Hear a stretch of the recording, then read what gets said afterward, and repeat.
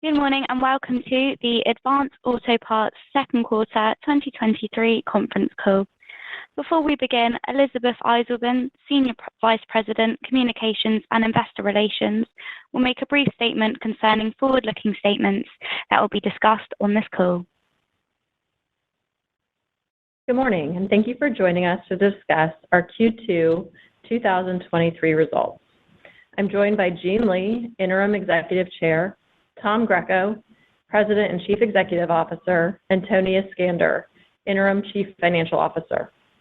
Following their prepared remarks, we will turn our attention to answering your questions. Before we begin, please be advised that remarks today will contain forward-looking statements. All statements other than statements of historical fact are forward-looking statements, including, but not limited to, statements regarding our leadership transition, initiatives, plans, projections, and future performance. Actual results could differ materially from those projected or implied by the forward-looking statements. Additional information about factors that could cause actual results to differ can be found under the captions Forward-Looking Statements and Risk Factors in our most recent Form 10-K and subsequent filings made with the Commission. Now, let me turn the call over to Gene Lee. Good morning, everyone, and thank you for joining us. I'm pleased to be able to join the call today and speak with all of you. I'll turn the call over to Tom and Tony shortly to review the second quarter results and outlook for the remainder of the year. But before I do that, I'd like to take a moment to address the announcements we made this morning regarding new leadership and a comprehensive strategic and operational review, as well as provide some of my own perspectives on the business, the work that we have ahead of us, and the actions we are taking. Following a thorough search, the board has named Shane O'Kelly as President, Chief Executive Officer, and Director of Advanced Auto Parts, effective September 11th. We are pleased to have identified an individual of Shane's caliber to join Advanced and have him come on board as we are undertaking the operational and strategic review of the business. Together with our financial advisor, Centerview Partners, we are committed to evaluating the full spectrum of alternatives and opportunities to increase shareholder value and ensure the long-term success of Advance. And I'm confident Shane will add valuable insight to this review. Shane is a highly accomplished, customer-centric executive with more than 30 years of operational, strategic development, integration, and complex supply chain experience.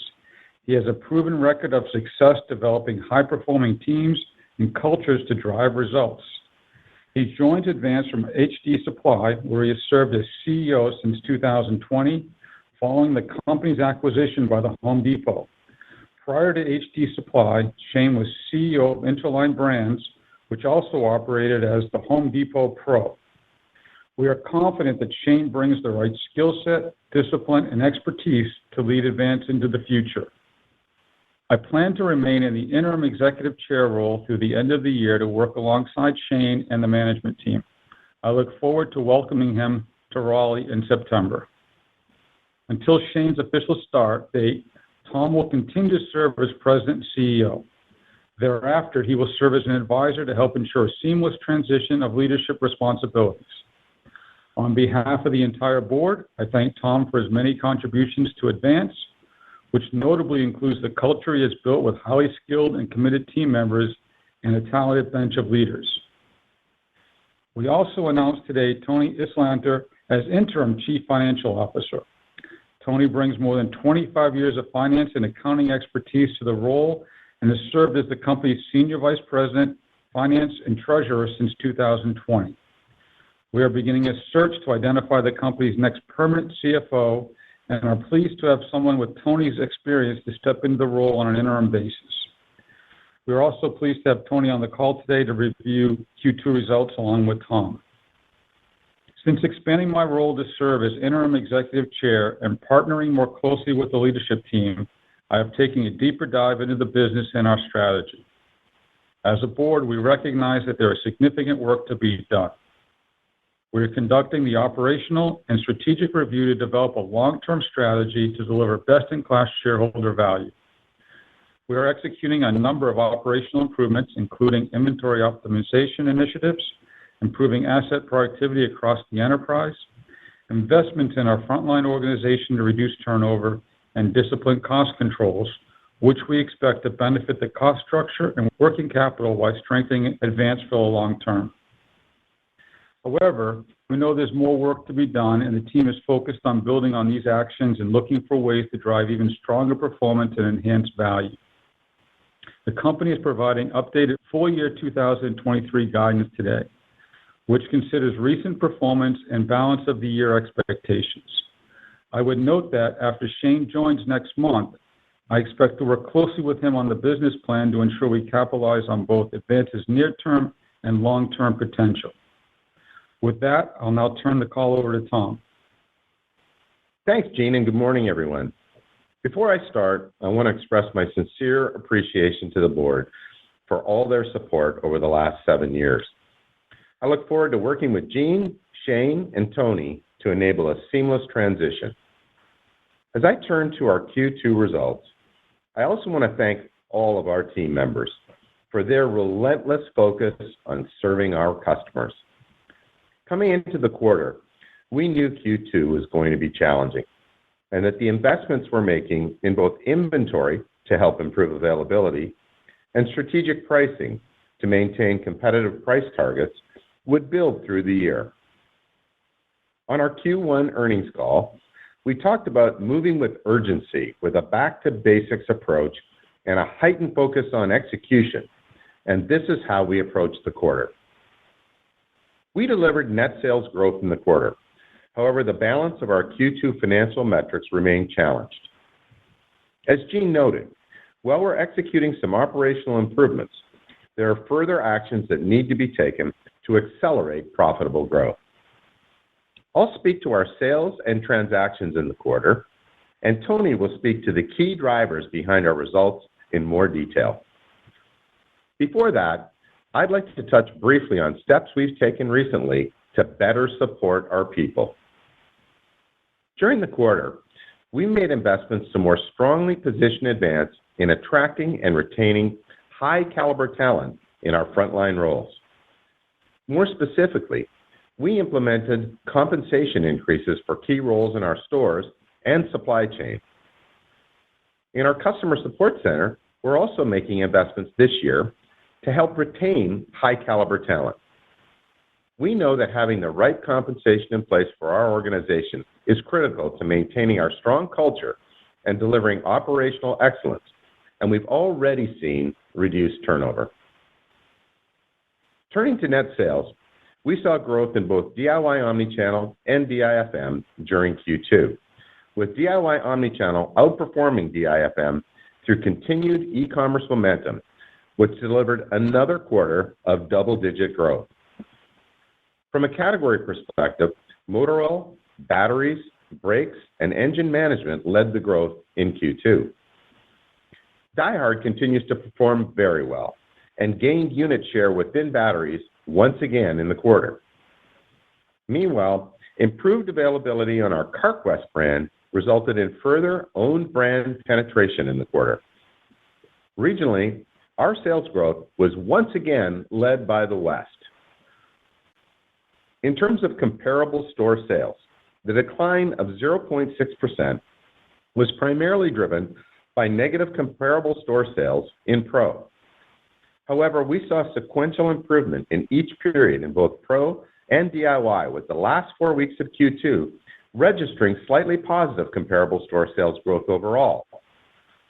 Our top-line sales continued to improve into the third quarter as we delivered low single-digit comparable sales growth during the first 4 weeks. Our performance benefited from the initiatives we've talked about earlier this year to drive improved transactions in both DIY omnichannel and Pro. First, our improved availability was driven by the inventory investments we made, along with year-to-date improvements in supply chain fill rates and store on-hand rates. As in-stocks improved in the quarter, we saw sequential sales growth in key hard parts categories. Second, our category management actions continued in Q2 to ensure we sustained competitive price targets.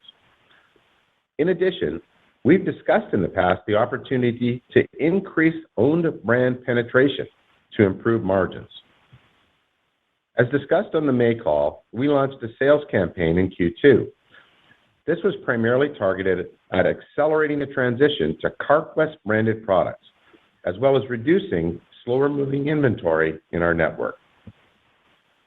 Finally, our field team is now in full stride executing a pro customer activation plan, highlighted by increasing customer sales calls and ensuring a high level of accountability to grow weekly customer counts and drive share of wallet gains with existing customers.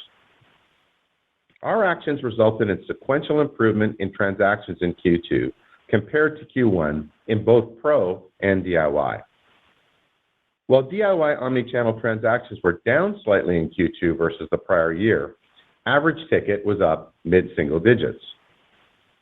We continue to make progress increasing loyalty with DIY consumers, as evidenced by ongoing traction with our Speed Perks program, which grew by approximately 15% and ended the quarter with nearly 15 million active members. Our Speed Perks percentage of transactions continues to climb and hit over 48% in the quarter, a 420 basis point increase from this time last year. I'd like to commend our field team for their strong execution of Speed Perks and their dedication to strengthening our value proposition for DIY consumers. Specific to Pro, we remain committed to delivering a best-in-class customer experience. Transactions moved back into positive territory in Q2, an improvement versus Q1. As expected, average ticket was down slightly as we sustained our focus on maintaining competitive price targets and the execution of the targeted sales campaign I just mentioned. Within both strategic accounts and TechNet, we saw improved performance in the quarter, and TechNet grew to almost 17,000 members. In summary, the actions we've taken to improve availability, sustain competitive pricing, and enhance our service helped us drive share of wallet gains and improve our call status with Pro installers, including the very important up and down the street business. With that, I'll turn the call over to Tony to review some of the drivers behind our second quarter results and provide an update on our outlook for the full year. Tony? Thanks, Tom, and good morning. I would first like to thank the board and Tom for their confidence in me. I would also like to thank all our team members for their continued dedication and focus on the customer. In Q2, our net sales increased 0.8% compared with Q2 2022, and comparable store sales decreased 0.6%. Gross profit margin deleveraged 174 basis points compared to the prior year, primarily driven by higher product costs and supply chain deleverage. Sustaining competitive price targets contributed to transaction growth in the quarter. However, this resulted in the majority of gross margin headwinds. Additionally, we experienced higher supply chain costs that were driven by investments in our distribution center team members, as well as positioning more parts closer to the customer. We expect these investments will help further improve retention and drive productivity. SG&A as a percent of net sales deleveraged year-over-year due to labor-related inflation, which includes investments in store payroll. As a result of gross margin and SG&A headwinds, our Q2 operating income margin deleveraged 256 basis points compared with the previous year. Our lower operating income, combined with higher interest expense, resulted in diluted earnings per share of $1.43 compared to $2.38 in Q2 2022. Free cash flow through the end of Q2 was an outflow of $309 million. In Q2, we had an inflow of $150 million. We finished the quarter with a cash balance of $277 million and $95 million outstanding on the revolver. While we're in compliance with all debt covenants, we amended the interest coverage ratio in our credit agreement. In terms of full year guidance, we are slightly increasing our outlook for both net and comparable store sales based on recent trends and continued progress in the professional sales channel. We are reducing our outlook for operating income margin rate diluted earnings per share, and free cash flow. We now expect the leverage and gross margin rate in the back half. This is primarily due to our commitment to maintain competitive price targets and our expectation that channel mix will remain a headwind as professional continues to strengthen. In addition, as we highlighted earlier, we are accelerating the sell down of products and categories to expedite the transition to higher margin owned brands. In terms of SG&A, we expect the compensation investments we are making in our team, as well as certain non-recurring costs, primarily related to the leadership changes announced this morning, will result in slight SG&A deleverage in the back half. These headwinds will be partially offset by cost savings we expect to realize from our corporate restructuring earlier in the year. We now expect our SG&A rate at the midpoint will be slightly below the back half of last year. All of these factors have been considered in our full year updated guidance, which includes net sales of $11,250 to $11,350 billion, comparable store sales of -0.5% to +0.5%, GAAP operating income margin of 4.0% to 4.3%, income tax rate of 25%, diluted earnings per share of $4.50 to $5.10, capital expenditures of $200 to $250 million, a range of $150 to $250 million in free cash flow, and 40 to 60 new store and branch openings. With that, let's open it up for questions. Operator? Thank you. If you would like to ask a question, you may do so by pressing star followed by 1 on your telephone keypad. To revoke your question, please press star followed by 2. When preparing for your question, please ensure your phone is unmuted locally. For today's Q&A, we kindly ask that you limit yourself to 1 question and 1 follow-up question only. Our first question comes from Simeon Gutman from Morgan Stanley. Your line is now open. Please go ahead. Good morning, everyone. I'll have a question and a follow-up, and I guess this is to Tom, Jean, and Tony. First, on Worldpac, I wanted to ask how deeply it's integrated into Advance, and then if you can talk about the synergy with the business today. Hey, good morning, Simeon. Obviously, we still run Worldpac as the design that they've had initially. They did integrate Autopart International into Worldpac. We are able to source parts from Worldpac. Our enterprise catalog is visible to all of our customers, so in that respect, it's integrated. But overall, they still run the business relatively independently, and it continues to perform very well. Okay, and then the follow-up is, if you look at, and I'm going to isolate it to a couple of areas, merchandising, supply chain, and operations.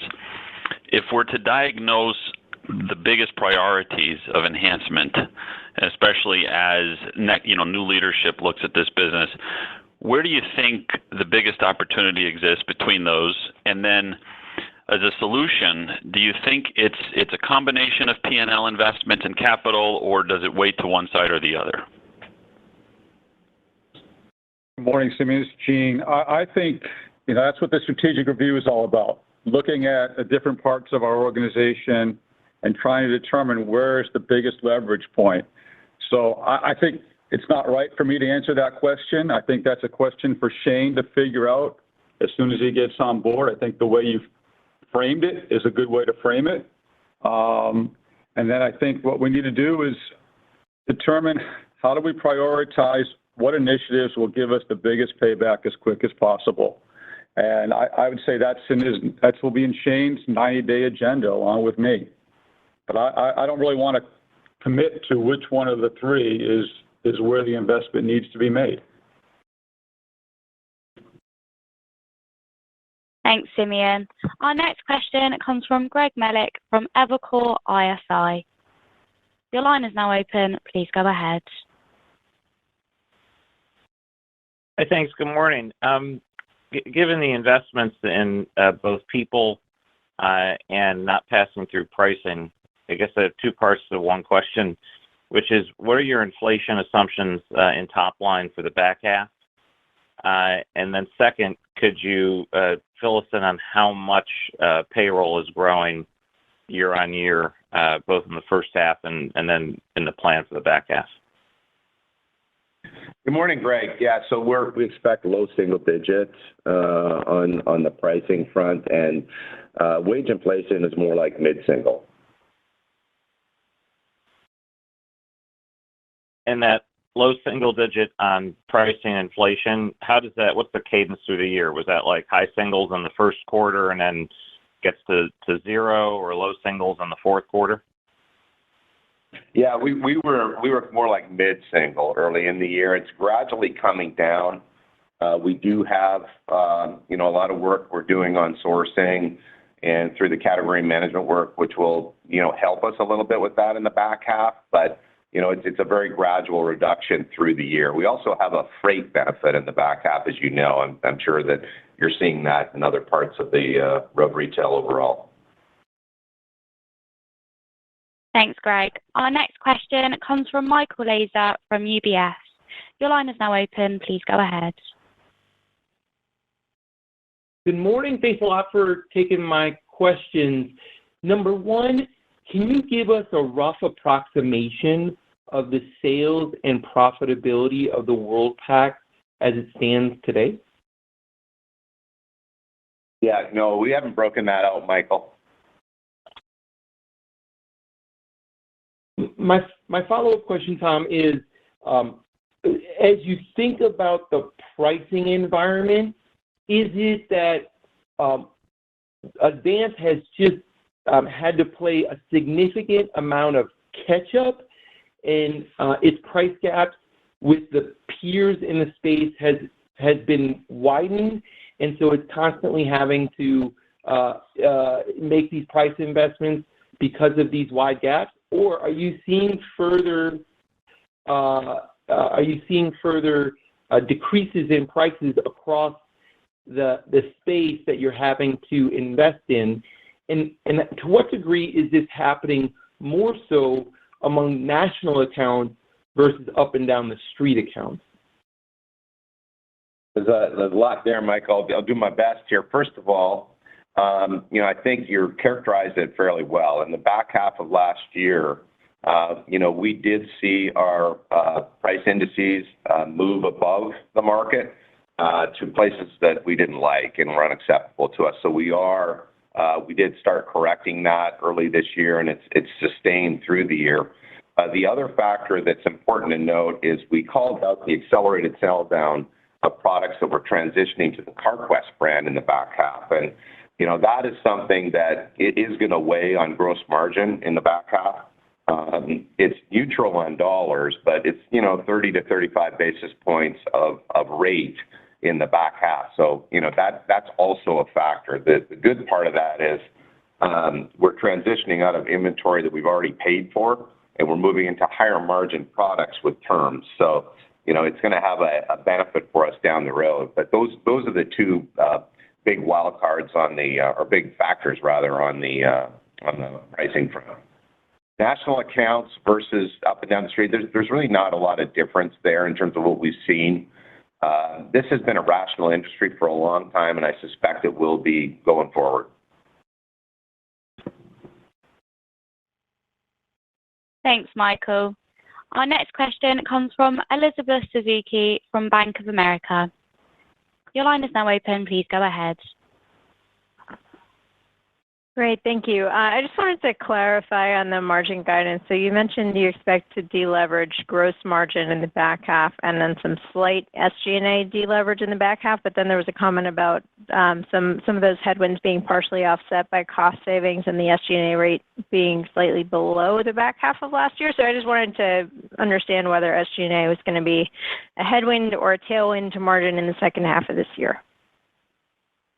Good morning, Liz. It's a slight headwind, so it's a little bit above last year, and it's based on the investments we're making in our people. We've really prioritized the customer and our people, and as Jean mentioned, that opens the door for the operational review to really look for ways to more efficiently and effectively flow through to the bottom line.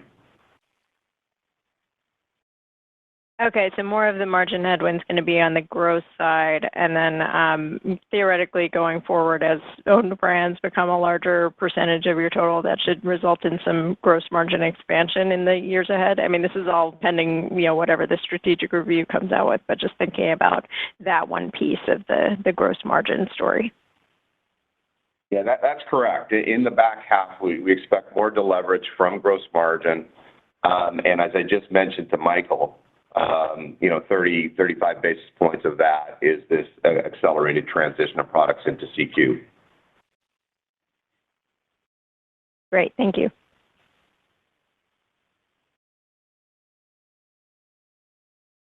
Our next question comes from Chris Horvers from JP Morgan. Chris, your line is now open. Please go ahead. Thanks. Good morning. So following up on an earlier question, the improvement that you've seen in the business in the last 8 weeks, was that, I guess, to what degree did the DIY business improve? And then on the pro side, you mentioned both national accounts and up and down the street business improved, but was it weighted to one side versus the other side of the pro? Yeah, good morning, Chris. Yeah, we're pleased with DIY. It's our third consecutive quarter of growing comp sales in DIY, and it did improve in the quarter. So, the availability investments that we're making benefit DIY too. Our e-commerce business is performing well. Pro has improved more. As you know, in the last half of 2022, we slipped in Pro. So it disproportionately in the last several weeks, Pro has improved better. And the national accounts versus up and down the street, we're seeing improvement in both. So there is good progress there. TechNet is performing better. So really all of our professional business is benefiting from the actions we're taking. And I will call out that the field is doing a very good job executing as well. They're getting out there, meeting with the garages, moving up the call list, all the things that we need to do to win the business with our installers up and down the street and national accounts. Got it. And then, there's a lot of questions around Worldpac sizing the business, the margins of the business as a potential way to create shareholder value. I guess, can you talk out loud for us as you think about the strategic relevance of having Worldpac in the argument from the start of the acquisition and through your tenure has always been the expansiveness of the catalog, the one-stop shop, that Worldpac brings on top of what Advance brings. So, what do you lose? And then secondly, is there any cash flow dynamics that we're concerned about here? Obviously your free cash flow guidance has come down. Are you concerned that, this could start to unwind some of the vendor financing programs that you have in place and there's some compelling reason to create cash flow and better sort of financial leverage on the balance sheet? Hey, this is Gene. There was a real lot in that question. I'm not sure we're going to get to all of it, but let me just start off with, I think the first part of the question asking about Worldpac's role in the organization. I think Tom can give his opinion on that, but this is going to be Shane's decision on how, and after we do the strategic and operational review, he's going to need to be the one who decides what role Worldpac plays in the organization, whether you integrate it or you don't integrate it, you run it as a separate business, and how does it play with all the other assets in the organization. So I think that's really, it's important. Now, I think Tom can give his opinion on how he thinks about the business, but this is going to be a Shane decision as we move forward. Sure. So, I mean, the big thing, Chris, is the enterprise assortment. It gives us a broader assortment than anybody in the industry. Obviously, we've got national brands. We've got our own brand lineup, which we're very proud of. And then, obviously, the OE products that Worldpac brings to the table gives us up to 350,000 in-market stock parts. So that gives us an advantage there, and we're able to leverage that through all of the banners that we sell to the customer. So that's the big thing. But again, as Gene said, we've got to go through the review. and find new ways to flow through profitability to the bottom line. So, that'll come out of the review. And then anything on the balance sheet side?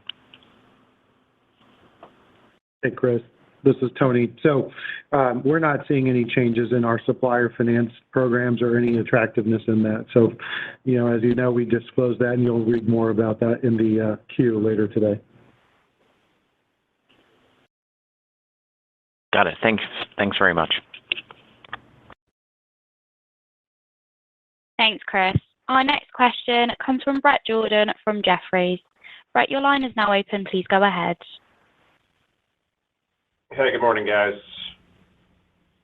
On the CarQuest private label strategy, I guess you've been losing some commercial market share in the last quarters, and obviously are talking about price investment now around the brand. I guess, is that something that's is the commercial perception of that an issue in the share loss, or is it an availability issue in the share loss?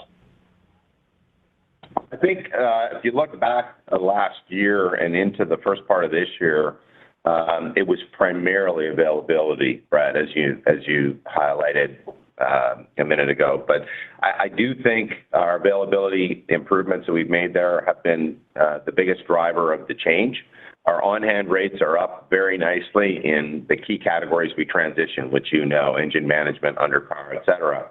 And that's been the bigger driver, and we expect that to continue to be a benefit for us in the back half.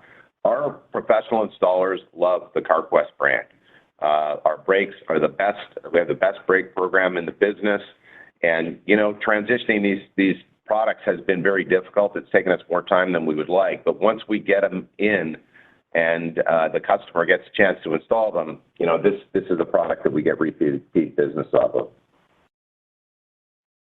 Okay, and then a follow-up question on that supplier base. I guess, obviously the payables programs, given the leverage ratio, might be under some pressure, but in the transition to more private label, is that going to support the payables? Are those vendors willing to take a longer term than maybe a national brand would?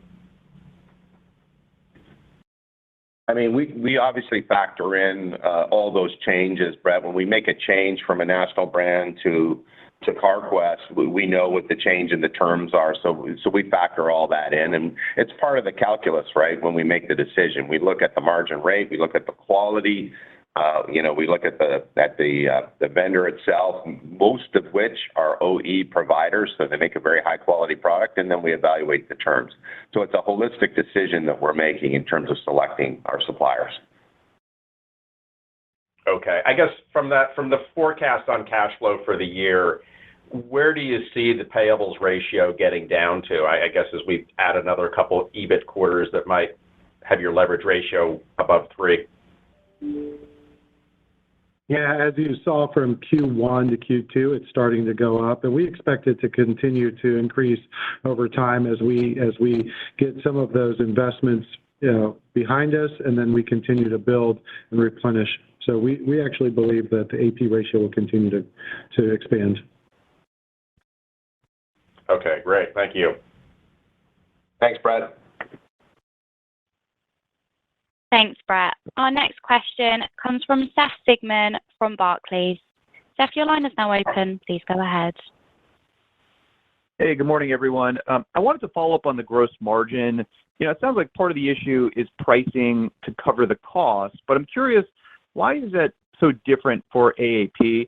And I'm curious, are you still seeing incremental cost pressures in COGS, or is this really a function of, you had elevated product and supply chain costs last year. Some of that was capitalized into inventory or on the balance sheet. It's just flowing through now as the inventory turns. And if that's right, do you have visibility into when that starts to normalize through this year?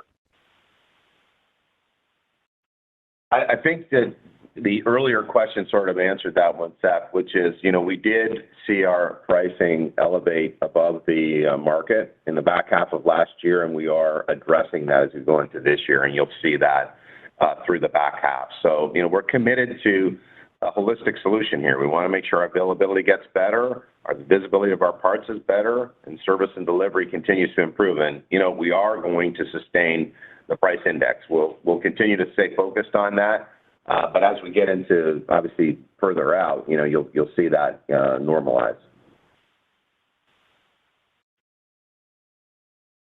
Okay, so if we look at the EBIT margin outlook for the second half of the year, you did lower it, but it looks like the year-over-year change will be down less than, I guess, in the first half of the year.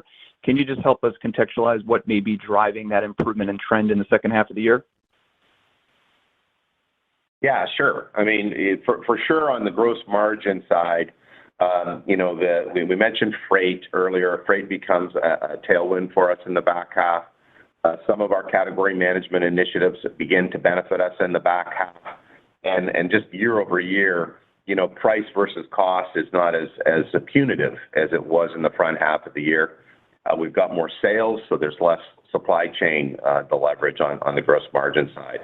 As we said, SG&A is smaller. We're going to have be slightly above last year's rate on SG&A, which involves the investments we're making in our team to make sure that we reduce turnover in the stores and really keep all the great people we have here in the corporate office. So those are the two drivers, and both of them are going to get better than they were in the front half. Got it. All right. Thank you. Thanks, Seth. Our next question comes from Steven Zaccone from Citigroup. Stephen, your line is now open. Please go ahead. Great. Good morning. Thanks very much for taking my question, and congrats on the new CEO announcement. I guess, Gene, my question is for you. As you take a more active role in the business, I'm curious for your assessment of how long it will take for this business to return to profitable growth. I know Shane will come in, and it seems like he has a lot to figure out. But from your seat, do you think of this as a one-year invest to grow margin strategy, or is this something that's more multi-year in nature? Oh, I think it's less than 1 year. I mean, I think that we should start seeing incremental improvement pretty quickly here. There's some really good actions that are being taken right now, especially around the operational front.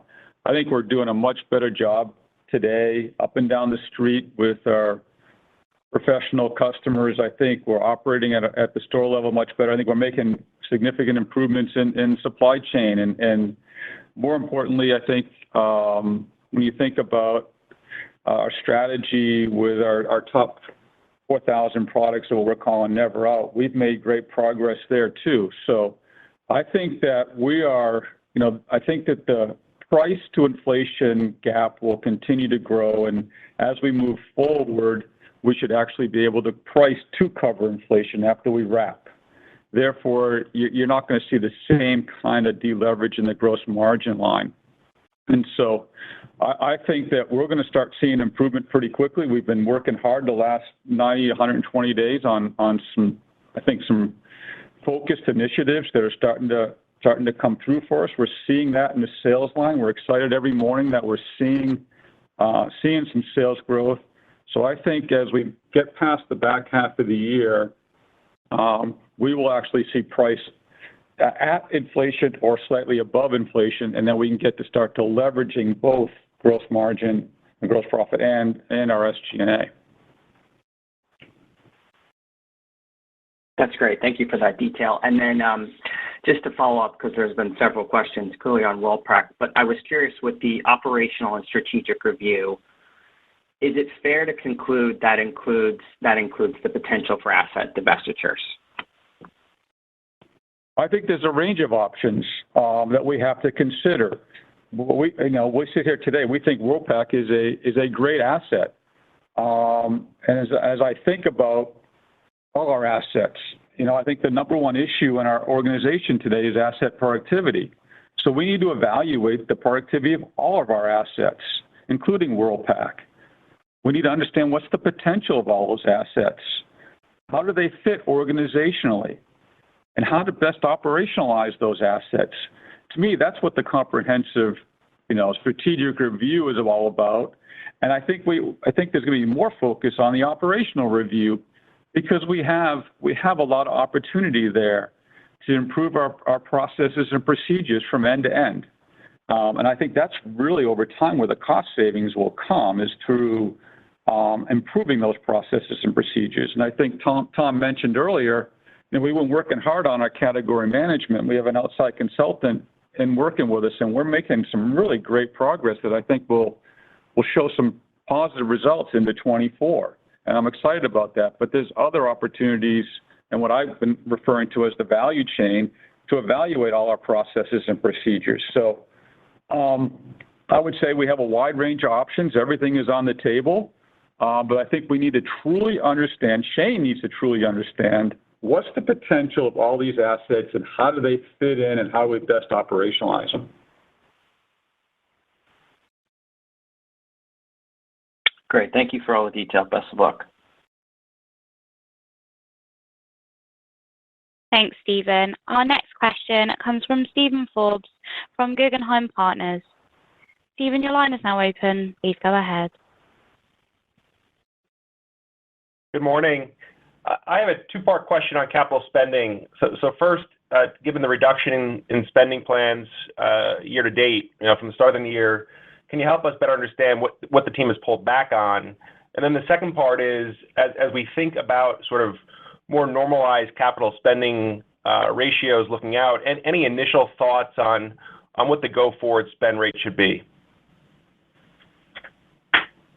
Yeah. Hey, thanks, and good morning, Stephen. This is Tony. As you'll recall, in the first quarter, we had a higher number of new store openings, and we brought that down in our guide after the first quarter, and that's primarily driving the reduction in capital spend. On a go-forward basis, that's what the strategic review is going to help us identify.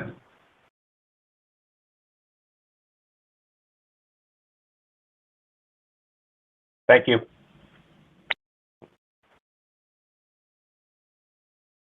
Thanks, Stephen. Our next question comes from Kate McShane from Goldman Sachs. Kate, your line is now open. Please go ahead. Hi, thanks. Good morning. Thank you for taking our question. We just had a simple question about your view on current inventory levels and in stocks, and if there are any categories where you still think your inventory is not where you want it to be, and when you can expect to maybe be more in line there. Yeah, so we feel pretty good, Kate, about the inventory levels. We've done Jean mentioned the real intense focus on our highest velocity SKUs and making sure that we're in stock on those items. We've added some depth to the highest velocity SKUs in the stores and the distribution centers. That's paying dividends. And we've also added coverage or breadth, which is also helping. We measure that by virtue of our on-hand rates and our close rates, which are both growing significantly. So we feel very good. And the categories themselves that are benefiting the most are the ones that we were weak on last year. So, the transition that was made, we had a lot of different suppliers that we're involved with. Those suppliers have really stepped up, and we're grateful for that. Our suppliers are really important to us. We're starting to really make some gains in those categories, and there's still a lot of room for us to grow from there. So there's nothing uniformly good or uniformly negative at this point. We've grown, in aggregate, and each of those categories are moving up nicely. Thank you. Thanks, Kate. Our next question comes from Brian Nagel from Oppenheimer. Brian, your line is now open. Please go ahead. Hi, good morning. So my first question, a bit of a follow-up to a prior question, but if you look at the improving business you've seen lately, improving sales you've seen lately, how you step back, how much of that is internal efforts on the part of Advance, versus maybe a solidifying backdrop within the sector? Yeah, I mean, that's difficult to say, Brian. Obviously, we don't really get to see that until our peers will report a more comparable time frame. I mean, we see DIY, which we feel really good about, comparatively. But the pro channel is the one I'm referencing. So we really need to see how everybody else performs. It's been extremely hot this summer, so we are seeing strength in those categories you'd expect, heating and cooling, obviously. But But overall, as we talk to our suppliers, particularly the ones in hard parts categories, we are doing much better. So we feel good about the actions we're taking, and we're going to continue to execute against them. Hey, Brian, it's Gene. I wanted to say that what I've seen is that the team is taking a specific action, and we're seeing a specific result because of that action. So I think, I think Tom is correct. We need to see the backdrop. But what I can see from where I sit is they tell me we're going to do something, we do it, and then we get a reaction from that. That's positive in my mind. That's helpful. I appreciate it. And then my follow-up question, in your prepared comments, you talked about, I guess, a shift you made in a debt covenant, if I said that correctly. So I guess the question is, maybe you can articulate what you did there, to what extent that affords you more flexibility, and could there be other, similar type adjustments being made here to the debt structure of the company? Hey, Brian, this is Tony. I'll take that. As I mentioned in the prepared remarks, we adjusted our interest coverage ratio. That provides a little bit of relief, primarily due to the higher interest expense that we carried earlier in the year. We did not adjust the leverage ratio. Those are our two primary covenants. We're confident in that, but it gives us further financial flexibility should we need it. Got it. Thanks, Tony. I appreciate it. Thanks, Brian. Thanks, Brian. Thanks, Brian. Our next question comes from Scott Ciccarelli from Truist. Scott, your line is now open. Please go ahead. Good morning, guys. I know you talked about improving sales trends the last, call it 6-8 weeks, but you've posted negative comps in the first half. Can you help us understand why you would slightly raise the full-year comp estimate? Is it just a matter of, kind of the latest momentum, or is there something else you're expecting to play out in the back half? It really is the momentum we've seen in recent weeks, Scott. Obviously, the fourth quarter is always volatile, so, we have to keep that in mind. And we did finish the year strong on DIY in the fourth quarter last year. But based on everything we've seen, we track, as you guys do, the multi-year comps, the multi-year sales, everything that we're doing, we feel very good about our guidance on sales. Okay. And then secondly, I know Tony talked about expectations for payables to inventory to improve during the course of the year, but I think someone asked about it. Is there any kind of target ratio for the end of year? I don't think I caught that. Now, we haven't identified a targeted ratio, but we expect to see improvement in that accounts payable to inventory ratio throughout the year and into next year. And no magnitude you can provide us? Not today. Okay. Thank you. Thanks, Scott. Our next question comes from Seth Basham from Wedbush. Seth, your line is now open. Please go ahead. Thanks a lot, and good morning. Within your professional business, are you currently seeing more gross margin rate pressure in national accounts or up and down the street customers? Yeah, I mean, it's really, when we look at the competitive price index, Seth, we look at it in multiple ways, obviously. And so we are matching with or targeted in each of those channels. So there's no major difference between the two. Got it. And then in terms of your balance sheet, with the declining free cash flow, do you see risk that your credit rating could be downgraded from investment grade? Yeah, so we can't speak on behalf of the agencies, but we are in active dialogue with them all the time. We do believe that the free cash flow that you see in the year is reflective of the inventory investments we've made. And if you look at in prior years, we do believe that that's a good indication of what this company can return to. Thanks, Seth. Our next question comes from Zach Fadem from Wells Fargo. Zach, your line is now open. Please go ahead. Hey, good morning. Is there any extra color you can provide on how the up and down the street business has been performing relative to your national accounts? And just from an infrastructure perspective, can you talk about what you think your competitive advantages and disadvantages are today for serving these particular customers relative to your peers? First of all, the up and down the street business, as we mentioned earlier, I mean, there's a lot of customers, Zach. We look at how many customers we're selling to every week. We look at the dollars per customer every week, and we are seeing progress there. I think our longer term, our belief is that the larger strategic accounts are going to grow faster than the up and down the street business. But, at the moment, we are seeing strength on both sides of that business. And can you repeat the second part of your question again? I just want to make sure I understood it right.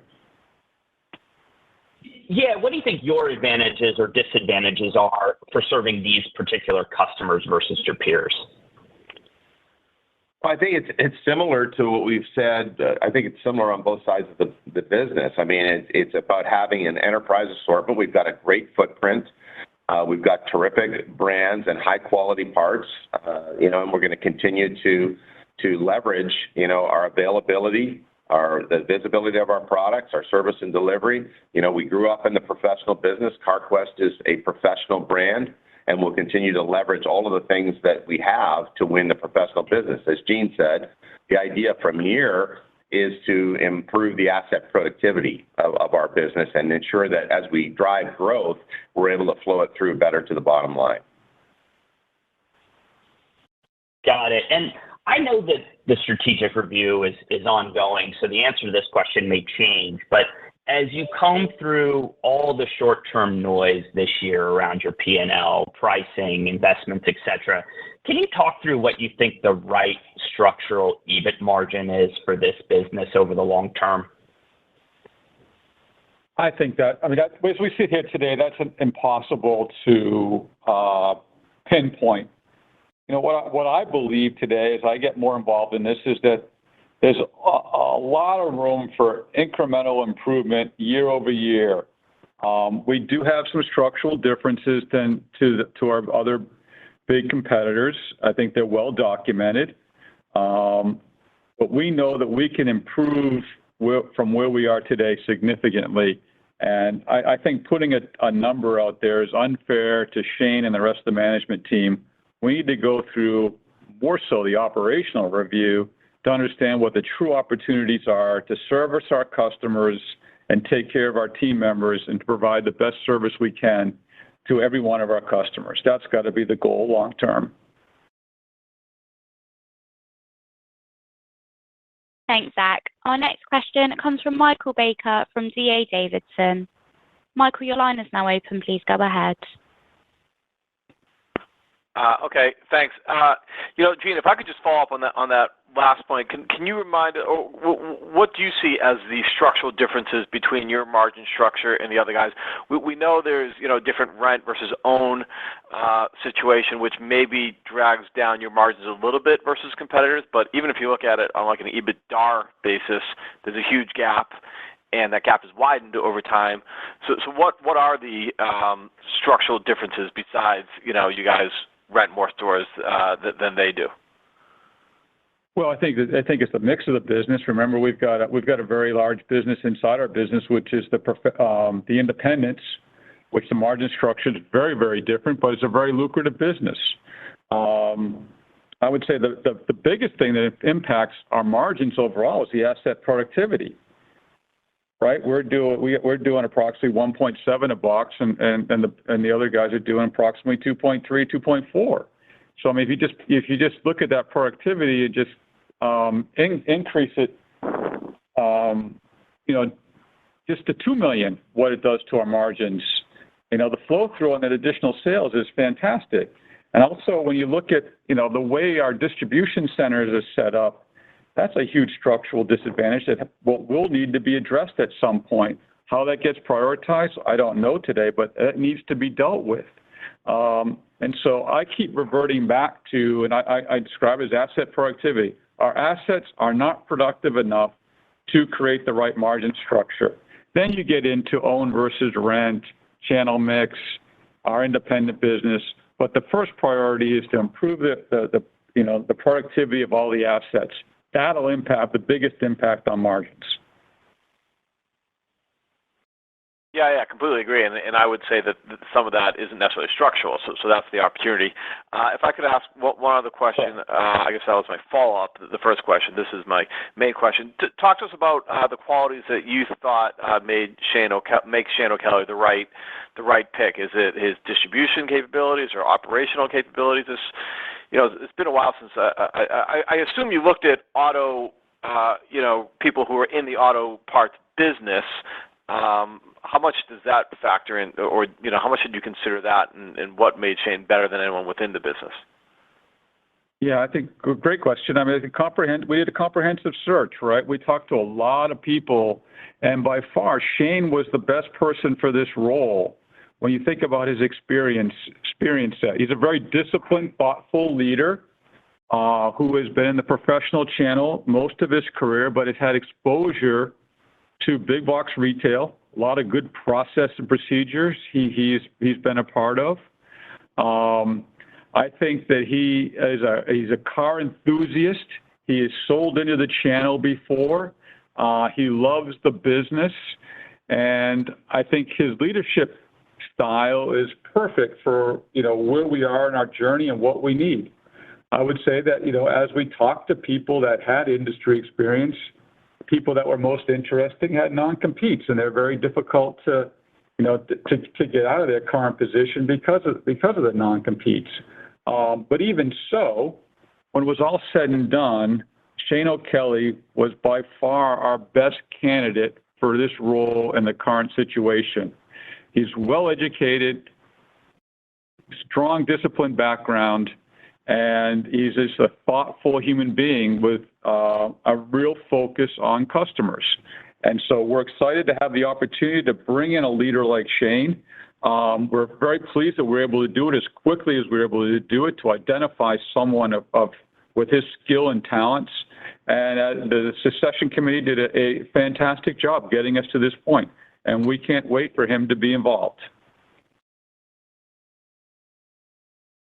Thanks, Michael. Our next question comes from Daniel Imbro from Stephens. Daniel, your line is now open. Please go ahead. Hey, guys. This is Joe Enderlin on for Daniel. Thanks for taking our question. You mentioned earlier that you think your internal actions are driving improvements in sales. Are you seeing the sales accelerate in the categories you're specifically investing in price, or is it more of a broader acceleration that may suggest a better weather backdrop? Good morning.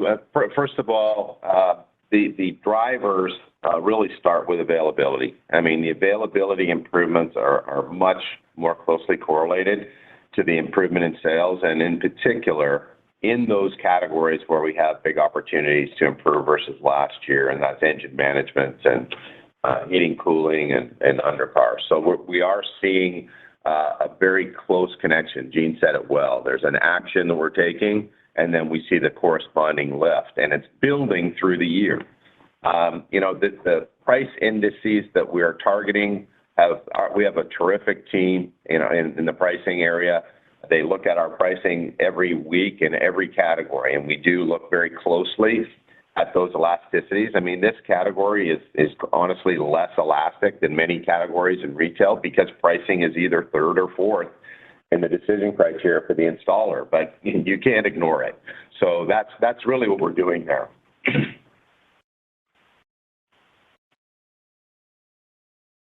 Got it. That's very helpful. Thank you. As a follow-up, looking at retention, could you provide some color maybe on how turnover has trended recently? Are you finding it more difficult to retain talent on the pro side or distribution side? Yeah, good question. I mean, we obviously measure it in our supply chain and in our stores. So I'll start with the stores. That there's some roles in our stores that are just vitally important. Every role is critical, but you think about the general managers, our terrific general managers in the stores, the DMs, the commercial parts pros. That turnover was extremely high when I started here many years ago. It came down significantly, And in the last year and a half, it started to go back up. So we started to address it directly towards the tail end of last year, and we are seeing that come down. In supply chain, same story. Steve, who's our new head of supply chain, has done a very good job addressing turnover in supply chain, and that one has come down significantly in the last 6 months. So, again, as Gene said, when your turnover is coming down, you're able to execute better. And we are executing better in our supply chain, and we're executing better in our stores, and we're going to stay committed to retaining that vitally important frontline talent that serves our customer every day. Thanks, Daniel. We have no further questions at this time. So with that, I will hand back to Elizabeth Eiselben for final remarks. Yeah, thank you all for joining us today. We look forward to welcoming Shane here in a couple of weeks and speaking with you all again in November. Have a great day. This concludes today's call. You may now disconnect your lines.